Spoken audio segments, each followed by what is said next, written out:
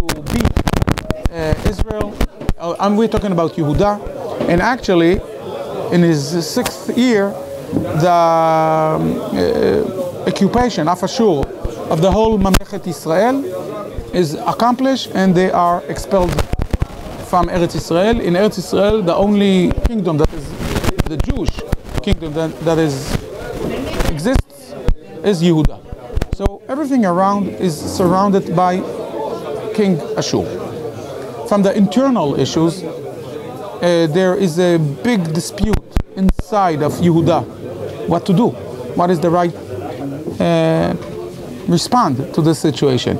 One party, the king, says we have to make concessions and to accept the idea that Ashur is the empire and to give up, to close the Beit Mikdash, to make it Ashuri, and to actually destroy every Jewish elements that still exists in Yehuda. The other party, we proved that there is a opposition that said, no, we have to try to collaborate with Egypt, with the southern states, trying to face and to protect ourselves and to come to a battlefield with Ashur, and we'll be able to defeat them. And there is a very small minority, the Navi, Ishayahu's party, that says we have to do what Hashem says. And we discussed, I'm not going to go back to that, we discussed if Hashem actually demanded that we'll wait for a miracle, or there was a third way what to do. I'm not going back to that, okay? Now this is the point where Hizkya starts. And the Tanakh, we are really in the beginning, so we are only in the first questions. So the Sefer Melachim describes in the 18th chapter that Hizkya was able to make a big revolution. First of all, a religious one. He reopened the Mikdash. He destroyed all the worship all over. He succeeded to build and to create a very successful army that succeeded to beat the Plishtim, the Aramim, and actually he rebelled against Melech Ashur. So his father, Achaz, as we said, made concessions, was surrounded. He did the opposite. He rebelled against Melech Ashur, and it seems that he's very successful. That's in his first 14 years. Now the Tanakh, and this is the great issue that we are going to deal in the next weeks, during the next weeks. The Tanakh says, after he describes the success, the fact that he is righteous, the fact that he's a tzaddik, that he does what Hashem does, the Tanakh describes that on the 14th year, Ashur came to punish him and succeeded. And actually, if this is the land of Israel, okay, this is Jerusalem, Ashur actually succeeded to occupy everything in Yehuda except the capital, except Yerushalayim, okay? So, in the first place, Hizkya had to give up. He took all the money and everything, gave it to Melech Ashur, and he thought that it's all over. But, so our first question is why? If we believe that Hashem is controlling the history, if we believe that such a disaster must have a meaning, spiritual meaning, why such a disaster happened during the days of a Melech Tzaddik? Yeah. So why? Where's the answer? And what I'm going to claim, it's not only that we now, 3,000 years after are asking how to commentate the Tanakh. I'm going to prove during those weeks that the people in Yehuda ask these questions. We are the good guys. We did everything that we were demanded. We made a big revolution. We have a tzaddik as a king, and this is Hashem's response. Okay? So this is one question. And actually, there are two options to answer this question. One is that even though Hizkya was a great tzaddik, he had two he had two disadvantages. He made two so crucial mistakes, and so crucial policy. He leaded something that is so bad, even that we consider him, the Tanakh consider him as a tzaddik, that this was the punishment, or every other reason. Okay, these are the two options. Or it's because Hizkya, or because whatever. Okay, and we are going to claim, and it's not, it's very, you have to prove it, that even though he was a big tzaddik, he had two major problems that actually said, and Hashem's response was that this is the real thing that should happen. Okay, that's one point. Now, the second thing is, the king or the chief of staff of Ashur started to try to convince, and we studied it yesterday, to convince the people in Jerusalem that were surrounded to give up. And he had a lot of claims. He had a lot of claims.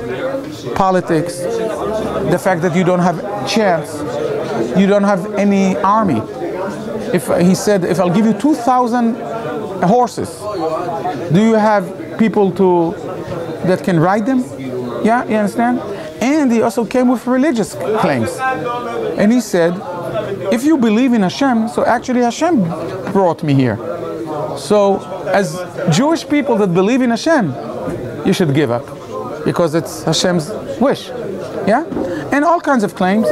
And he insulted, and he tried to convince the people in Jerusalem that the right thing to do is to give up, to open the gates, let him take them, he'll expel them to foreign states, and it will be very good for them there as individuals, as as families.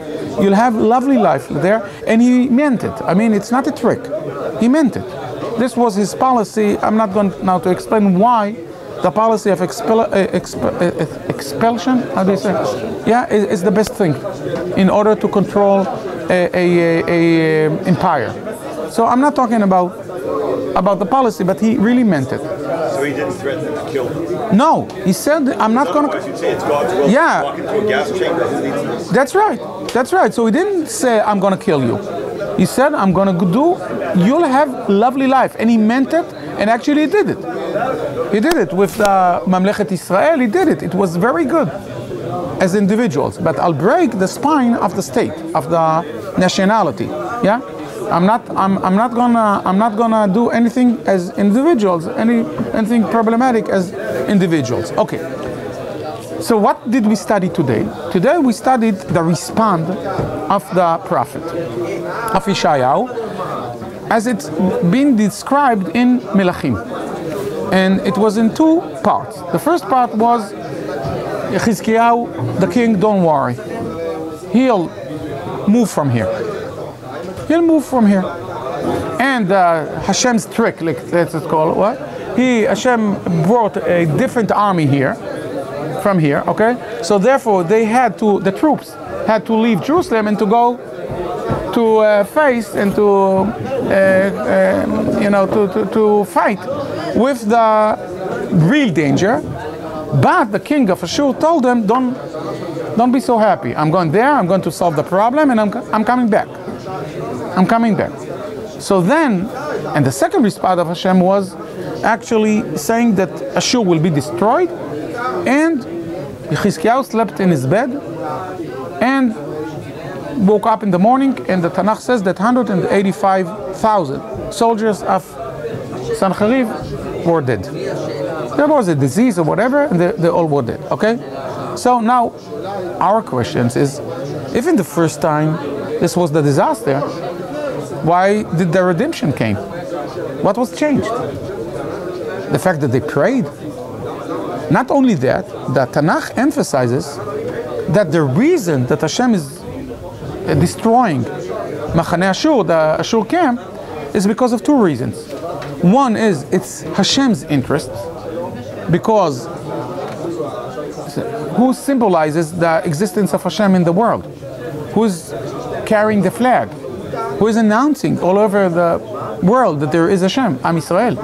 And if Am Yisrael will be destroyed, actually it's causing damages, lichora, for Hashem's interests. And the second thing is because he has a covenant with David HaMelech. I promised David HaMelech that I'll save his chain, I'll save his heritage, and I'll save Jerusalem. Okay? So therefore, but if you hear very carefully, you can see that Hashem doesn't say, the prophet doesn't say that the redemption will come because of Hizkya. So if in the first place there was a reason why Ashur actually occupied and destroyed most of the Yehuda, so why now something was changed? Okay? But the real great question, and that's what we're going to study in the next days, is who's Hizkya actually? Is he a Zadik? Is he full of sin? Is he a kind of a combination? What can you, we even succeeded today to read a few other psukim, that it's a very complicated story, but the story says that immediately after the redemption, Hizkya was very sick and Isaiah was positive that he's going to die. And he told them, you're going to die. And now it's an episode, because it's a very difficult story. What is the connection between this story and the whole, the big story? Because this is a personal story about Hizkya. What is these are the questions. And our message will be that one, Hizkya was a tzaddik. Second, he had two major problems that actually he deserved almost a destruction.